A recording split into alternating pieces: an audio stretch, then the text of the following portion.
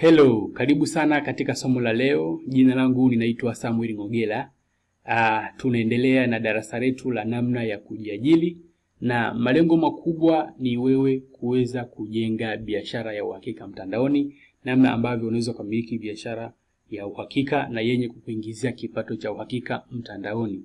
Lakini kabla ya yote tumeanzia kwenye msingi, kwa maana ya kwamba kuelewa namna ya kujiajiri, kuweza kujenga msingi imara ili kusudi katika ufanyaji wa biashara iwe rahisi, kwa sababu usipokuwa na msingi katika jambo lolote lile, mara nyingi unajikuta una struggle, unajikuta unahangaika, sio kwa sababu hauwezi, pengine ni kwa sababu tu kuna misingi unakuwa bado haujaijenga. Kwa hiyo jinsi ya kujiajiri, mara ya kwanza nilikufundisha tukajifunza faida za kujiajiri, lakini leo sasa nataka tujifunze vigezo vya kufanyaje, vigezo vya kujiajiri. Unajua tukizungumzia vigezo tunamaanisha ni kama vitu ambavyo vinakufanya udeserve, uweze kustahili kupata haki au kupata haki ya kitu fulani.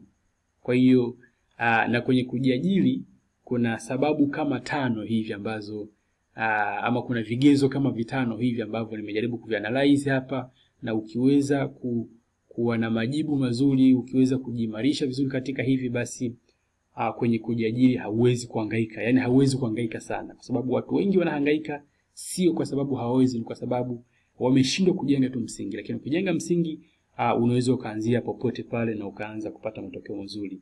Na kwa nini swala la kujiajiri limeendelea kuwa gumu sana? Kwa sababu kwanza nature tulioikuta, kuanzia mazingira tuliokuta, tumekuta watu wanaamini sana katika kuajiriwa. Mtu akisoma na akasema nataka nifanye biashara zangu, watu wanamshangaa.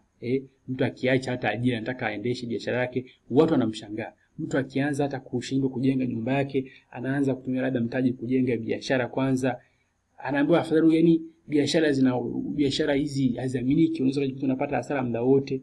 Kwa hiyo tumekuwa na imani nyingi ambazo zinawalimit watu kuendelea kujiajiri, na hata wanaojiajiri wengi wanaingia kama accidental tu, ni kama bahati mbaya. Wengine walikuwa hawajapanga ndio wanajikuta amefanikiwa, anaanza kuendesha biashara, lakini bado wengine hata uthubutu wao ni mdogo kwa sababu ya kushindwa kuwa na misingi mizuri katika kujiajiri. Sasa bila kula time sana, twende moja kwa moja tuangalie ni vigezo gani. Nataka hivi vigezo uweze kujipima. Nataka uweze kujipima, lakini pia uanze kujiboresha. Itakusaidia sana sana sana kuweza kuanzisha biashara yako na kuanza kutengeneza kipato kizuri. Lakini si hivyo tu, kuendelea kuthubutu katika fursa mbalimbali ambazo zitakuwa zikitokea. Kigezo cha kwanza ambacho inabidi kukiconsider vizuri, tunasema ni sababu za kujiajiri. Eneo la kwanza kabisa ambalo limebeba kila kitu tunasema ni ile sababu, kinachokusukuma kujiajiri ni kitu gani? Kwa sababu mwisho wa siku chochote kile ambacho unakifanya kinaweza kikayumba, lakini ile sababu, ile driving reason ambayo imekusababisha kuweza kusimama na hicho kitu ndio itakayokufanya uweze kusimama.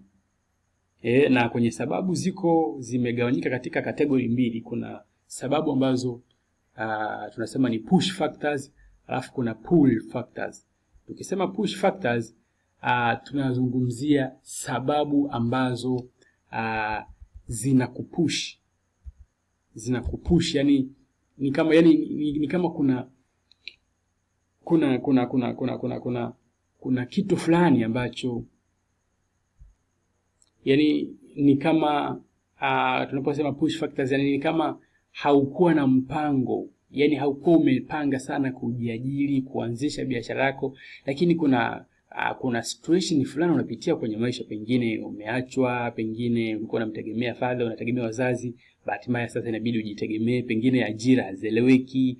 Yani kuna sababu fulani hivi, ulikuwa unategemea mahali fulani kuweza kumudu mahitaji yako, lakini sasa imeshindikana. Ulitegemea kupata ajira, imeshindikana. Kwa hiyo unajikuta unalazimika kwenda kujiajiri, kwenda kujenga biashara. Tunasema ni push factors. ulikuwa unasoma kwa bidii ufaulu, lakini bahati mbaya umefeli. Kwa hiyo inabidi tuseme option nyingine ni kufanya nini? Ni biashara. Lakini sababu zingine tunasema ni ziko sababu nyingi sasa kwenye push factors. Inategemea kama ambavyo nimesema, inategemea, lakini kwenye kuna pull factors pia.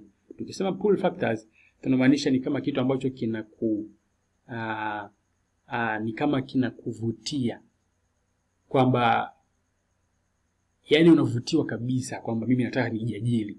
Fursa zipo, ndio nasikia mtu yupo kwenye ajira, yupo kwenye kipato kizuri, anaacha alafu anaenda kuanzia chini, au anadunduliza mtu siku anaacha ajira anaenda kufanya nini? Kujiajiri. Au mtu anakuwa hataki tu, au kuna vitu vinakuwa vinamsukuma, pengine ameona kuna watu wanafanikiwa sana, pengine kuna fursa ameona akienda kuifanya kazi atapenda, pengine kuna vitu ambavyo vinamvutia aende kujiajiri, anapenda kujitegemea mwenyewe. Kwa mwisho wa siku zinakuwa inategemea sasa wewe unakuwa na push factors au pull factors. Kwa hiyo mwingine anataka akapate pesa nyingi, mwingine anataka apate fursa ya kuwa na uhuru wa muda, mwingine amehangaika sana kwa hiyo amechoka anataka ajitegemee mwenyewe. Kwa hiyo ziko sababu nyingi. Lakini sasa hizi sababu inabidi ni kama zinachochea njaa, kwa sababu njaa ndio inamfanya mtu atafute solution haraka.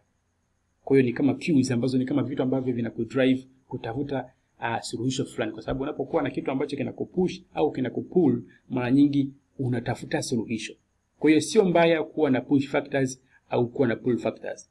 Kuwa na vitu ambavyo vinakusukuma kwenda kujiajiri au kuwa na vitu ambavyo vinakuvutia kwenda kujiajiri. Lakini kinachofuata sasa, sababu ya pili au kigezo cha pili, tunazungumzia namna ya kujiajiri au namna ya kufanya biashara.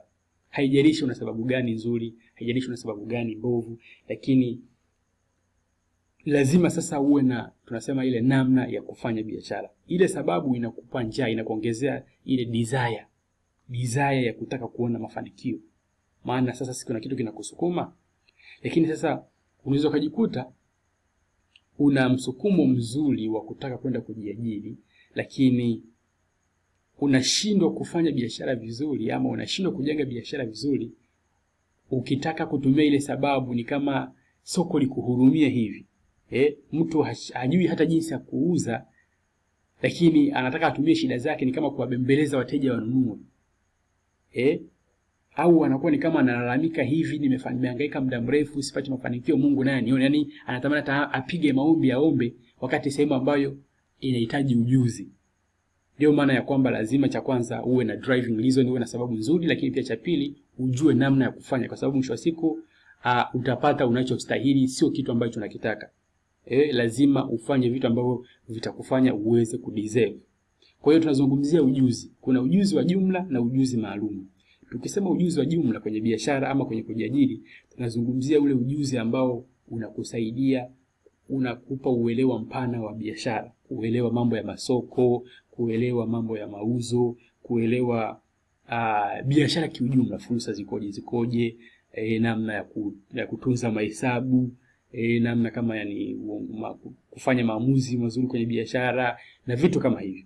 Yale maarifa ya jumla ya kibiashara tunasema ni business acumen. Ule uelewa wa jumla kwenye biashara inabidi kuujenga.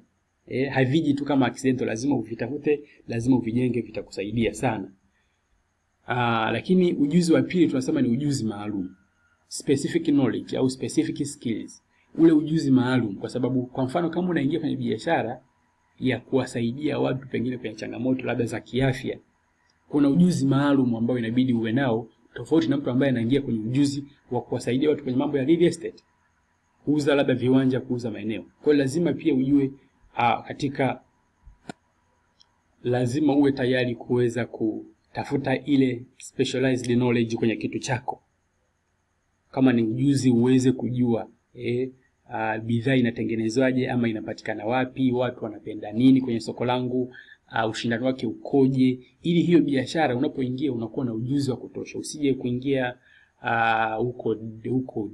huko gizani kabisa, itakuhangaisha.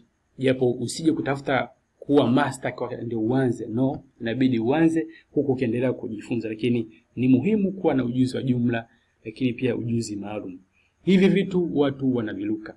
Watu wanakimbilia kwenye kutafuta wazo la biashara, watu wanakimbilia kwenye kufanya nini wafanye, lakini hawana msukumo mzuri, yani hawana sababu sahihi. Kwa sababu inabidi uwe na sababu ambayo kweli kabisa inakupa njia. Bila kuwa na sababu ni rahisi kuishia njiani. Bila kuwa na sababu imara ni rahisi kuyumbishwa ukaacha. Lakini unapokuwa na kitu ambacho kinakusukuma kabisa, kama mimi kuna mama anaumwa, nisipojitahidi kutafuta pesa mama yangu anaweza akafariki, inabidi aende kwenye matibabu. Na kwamba utatafuta kila namna, hauwezi kulala. Lakini mwisho wa siku inabidi ujenge maarifa ya kutosha na ujuzi wa kutosha. Maana hivi vitu haviwezi kutokea kwa kufanya maombi sana au kwa kufanya kazi sana. Mwisho wa siku unahitaji maarifa, unahitaji ujuzi. Ndio maana nikasema kigezo cha pili ni namna ya kufanya. Tunazungumzia skills and knowledge.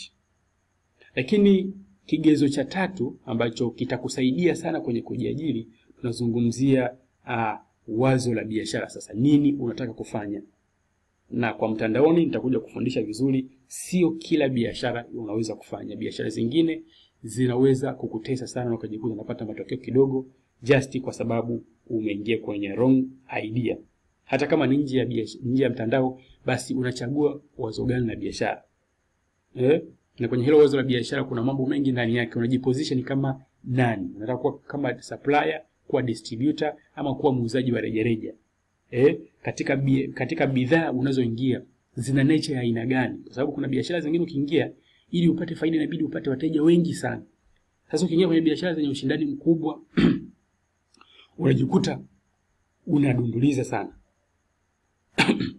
Unajikuta unatumia muda mrefu kujenga biashara yako, na kwa sababu ni mjasiriamali mdogo pengine ndio unaanza, inaweza kukugharimu sana. Kwa hiyo kwenye kuchagua idea ya biashara ni vizuri pia kuelewa unachaguaje wazo la biashara. Ama unachagua wazo la biashara lakini una focus kuuza zaidi kuliko kujua soko lako likoje, soko linataka nini, mwisho wa siku unajikuta pia haupati matokeo mazuri. Kwa hiyo cha tatu ni kwenye wazo la biashara. Watu wengi hapa wanahangaika sana. Utasikia tu nina 500,000 nataka nifanye biashara. Unanishauri nifanye biashara gani?